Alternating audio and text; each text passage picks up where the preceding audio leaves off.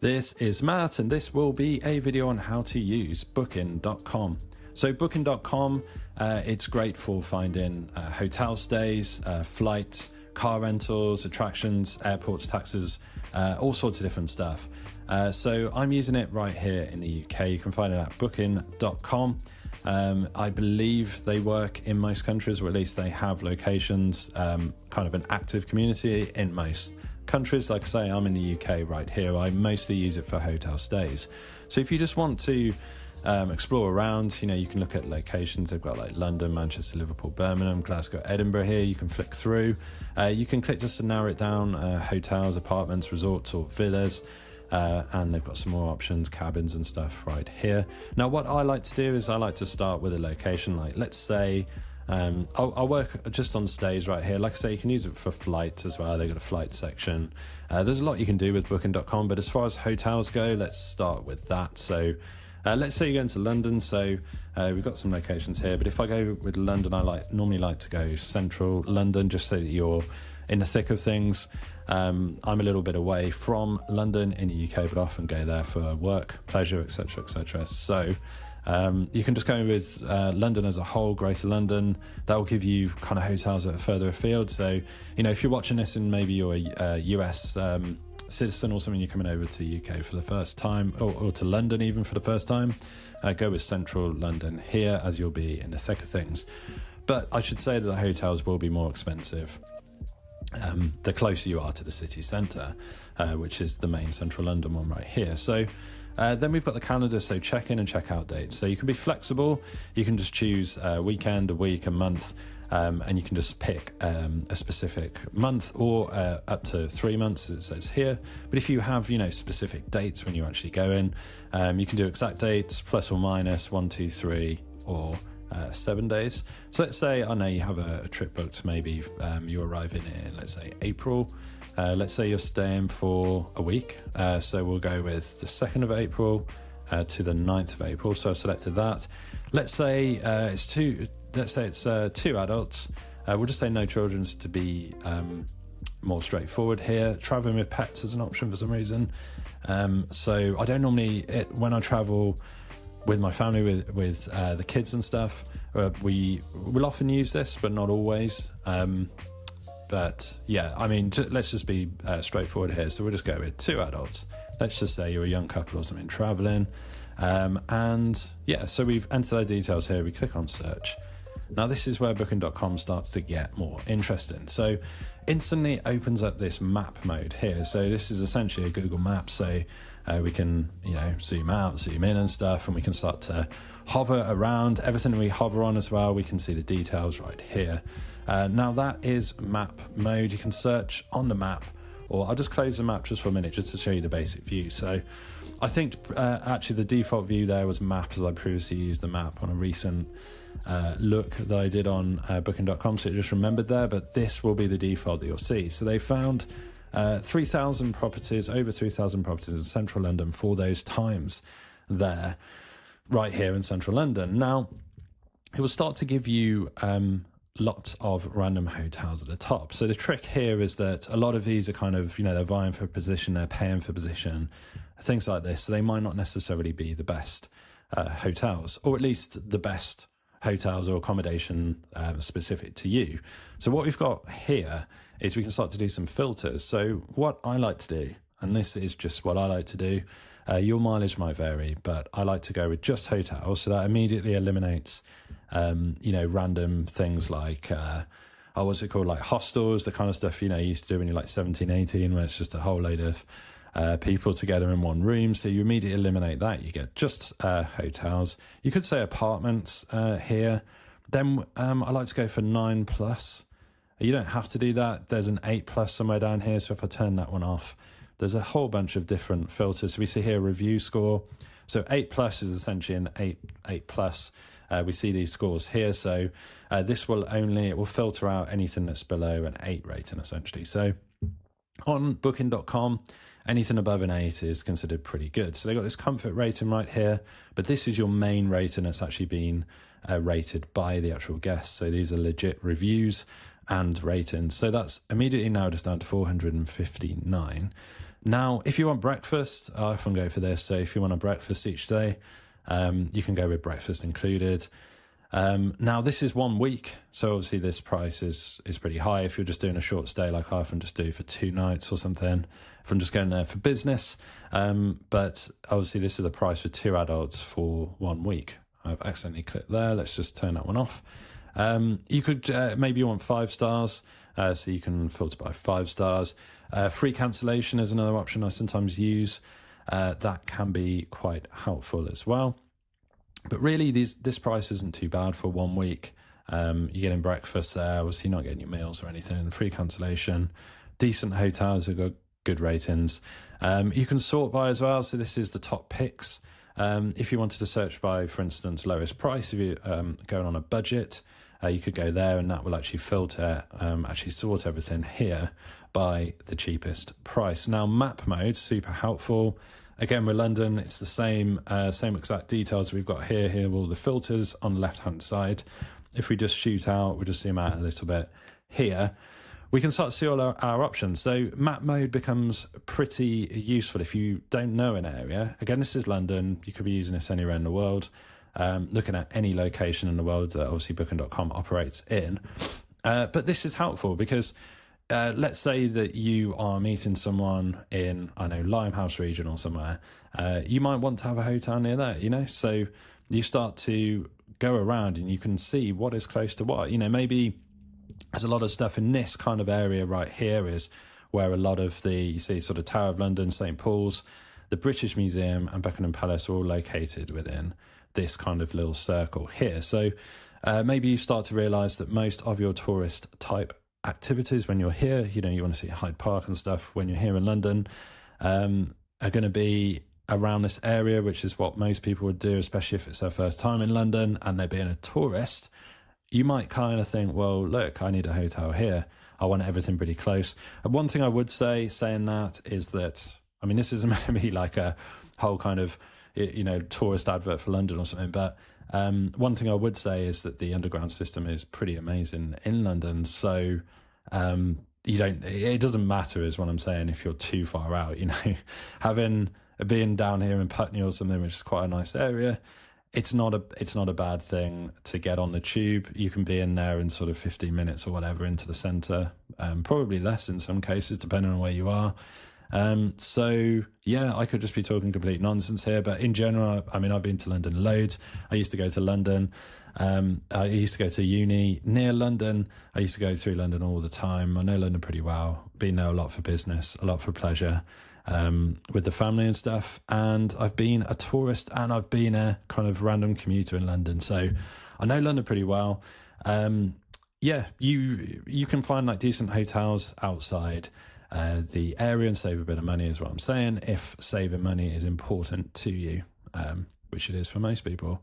So that is just kind of a cursory overview, I guess, of a look at central London on Booking.com. Let's change it up a little bit. Let's stick with hotels. I won't cover flights here, but let's say let's go somewhere abroad. Let's say we want to we won't do New York. Let's do New Orleans, because obviously New Orleans is one of the great cities in the United States of America. So let's say let's go again. We'll go with sort of May time, which is probably going to be pretty steamy hot in New Orleans. But let's say you're just going for 3 nights, or whatever that is. That's 3 nights, right? Let's say you're going for 3 nights. So this is a kind of, you're just bouncing around the US and you want to stay somewhere for 3 nights. You don't want to use an Airbnb. You want to use Booking.com for hotels. 2 adults again. Bang. Let's search. Let's see what we got. So, okay, totally different places in New Orleans. So this is what we've got. Immediately we see that prices are cheaper because I've gone with this 3 days thing here rather than a week, and we're not in London anymore, so it is obviously going to be cheaper. So then we can, again, you have all of these. You can go by property rating, by the best reviews, price highest or lowest. So there's all these different filters that you can do. I mean, that's really cheap. I'm not saying that these are like necessarily great hotels, but that is by lowest price. We can start to say, well, look, we want hotels, so we don't want anything too random. We want 8+, and we do want breakfast. and we also want free cancellation. So that narrows us right down to 47 different properties. Let's take a couple of those off. Again, this is just New Orleans for these random dates that I've put in here. This is just an example. I'm just saying what you can do and what you can find. There's tons of other filters that I haven't even gone into. Do you want a lower sink? Do you want a raised toilet? I mean, what is a raised toilet? Is it just I really don't know. I mean, I guess it's better than just having a squat in the ground or something.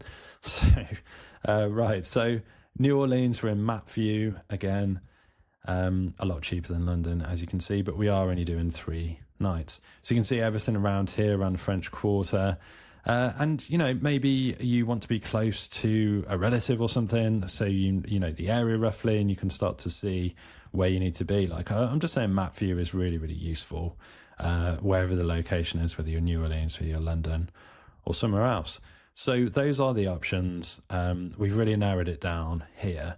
And there's lots of things you can do. Like, let's say you want to actually, let's say you want to stay at the Lafayette New Orleans by Casa Living. I mean, this looks like a cool place, right?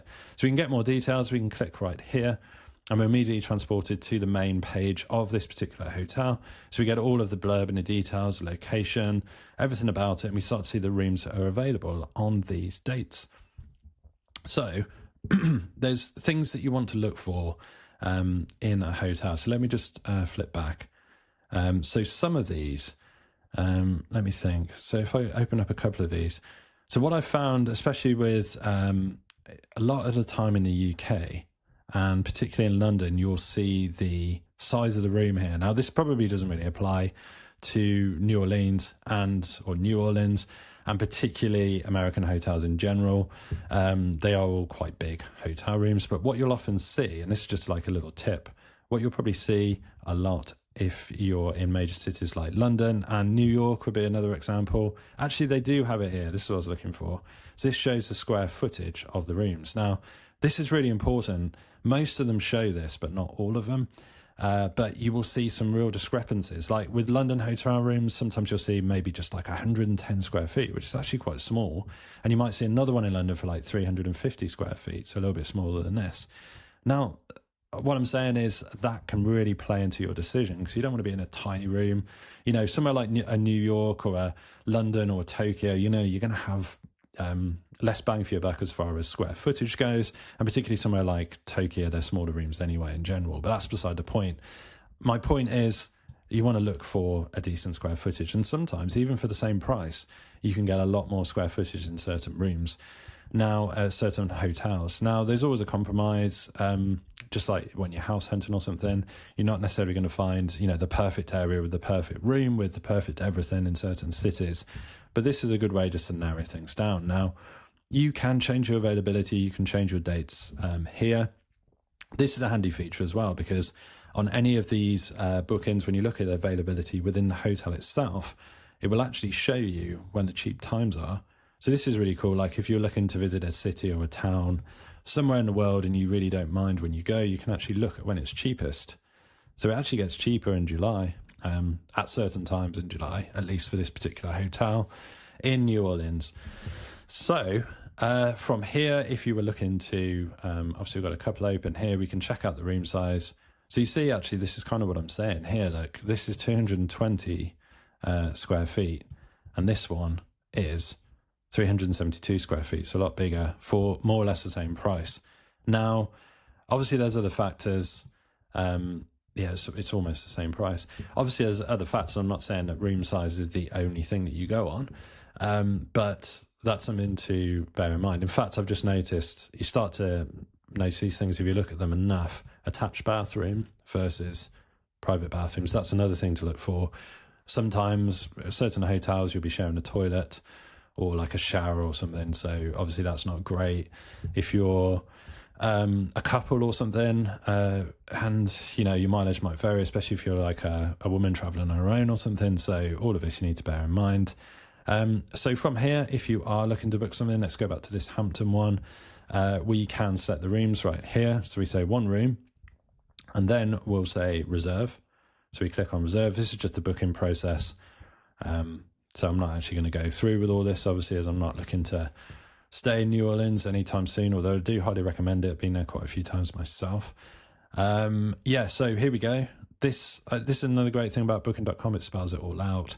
We know exactly what we're getting. We're getting this location. We are getting this date. So you obviously make sure that this is all accurate. 1 room for 2 adults. It's a double room with 2 double beds, which it's odd. Why have you got 2 double beds? I don't know. But I guess you could put them together and make a quadruple or something for this price. It includes taxes and fees. And then we also get this in property currency. So this is in local currency. And then there's all your fees and sort of pricing information right there. You will enter your details here, make sure that everything is accurate. You can even set an arrival time. And then you will go to next for the final details, where you'll enter your payment information. Now, a lot of these hotels, depending on which one it is, occasionally you will see that you don't need to pay until a certain date or until you're actually in the hotel. That's quite common, actually, weirdly, in London hotels.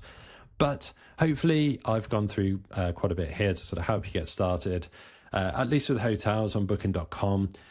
This has been a video on booking.com, how to use it, some of the little intricacies and different things I find useful when you're looking for hotels and you're looking to stay. Look for the square footage, make sure that you've got your own bathroom and shower if that's important to you. And the other thing as well is I'm actually signed out here deliberately, so because I just wanted to show you it as it stands. But one thing I will say is that once you use booking.com enough, you start to build up, and it doesn't even take that many stays, but after maybe 2 stays, you get, like, they call it Genius level 1 for some reason. I think I'm on like Genius level 3, or it might be 2. But it doesn't take that many stays to get to that level. It's all free, as in I'm not paying a membership or anything.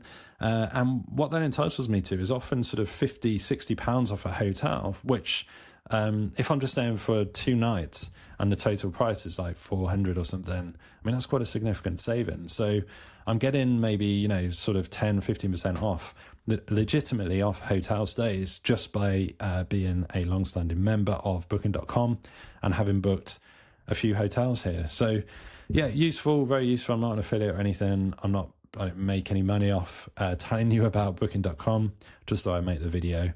It's a very useful site.